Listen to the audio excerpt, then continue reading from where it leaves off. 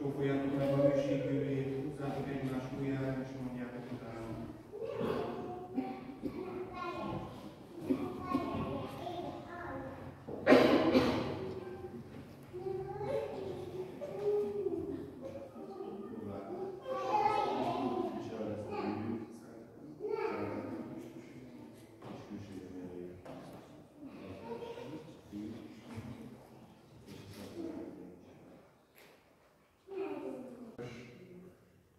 Ígéretek, hogy lelkük érjetek, tiszteled és szeretet, míg a halál el nem választanak egymástól.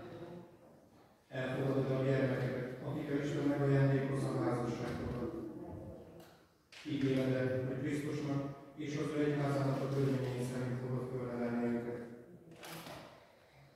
Most következik az a szent pillanat, amikor ünnepélyesen kinyilvánítjátok, hogy egymásnak házastársak akartok lenni.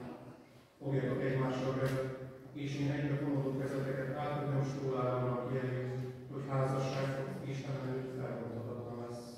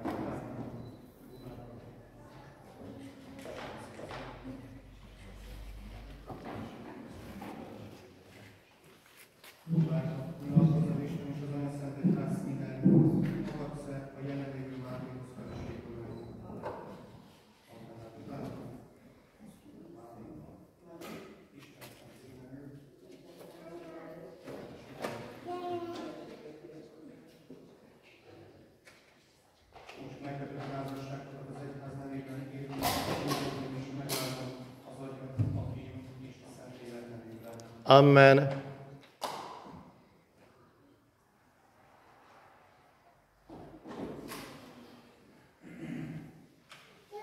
Akik pedig jelenleg legyetek a tanulni a Szent Életszövetség megkötésének, amely Krisztus Krónus szavai szerint elmondja. Választókat szeretnénk szólni hozzátok.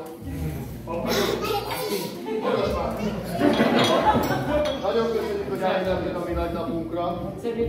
Nagyon örülünk neki, hogy a számunkra legfontosabbakkal tölthetjük a mai estét, és tanulni vagytok annak, hogy összekötjük az életünket. Szeretném megköszönni a feleségemnek elsősorban, hogy igen mondott.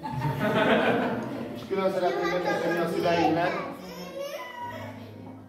azt a rengeteg és szintelen segítséget, támogatást, amit kapunk tőlük.